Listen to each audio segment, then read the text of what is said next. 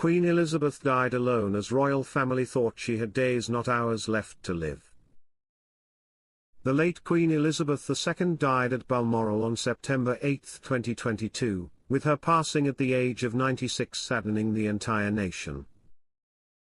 Welcome to Royal Pancakes.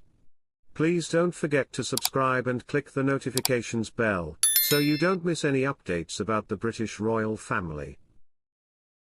The late Queen Elizabeth II probably died alone, according to royal expert Robert Jobson. In 2022, the world was saddened to hear of the death of the late Queen, who held the title as the longest reigning British monarch, on September 8.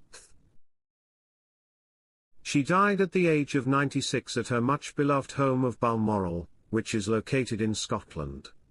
On the latest episode of The Royal Beat, Mr. Jobson claimed the family weren't expecting her passing to happen so suddenly.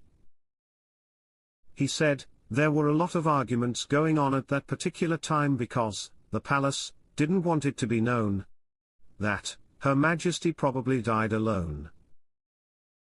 Mr. Jobson added, when King Charles flew in from Dumfries House, Princess Anne was already there and they expected the late Queen, although she was fading and her life was ebbing away, had days, maybe a week or so.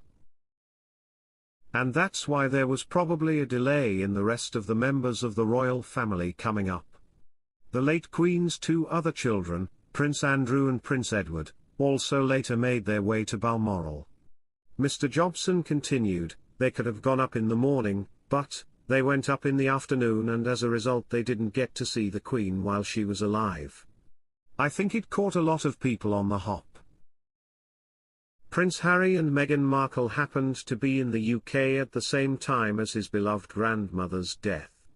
The couple, who were without their two children, were on a short working trip, but extended their visit after learning of the Queen's declining health. Harry opened up about the late monarch's death in his bombshell memoir, Spare, which was released just 4 months after her death. Harry wrote, "When the plane started to descend I saw that my phone lit up.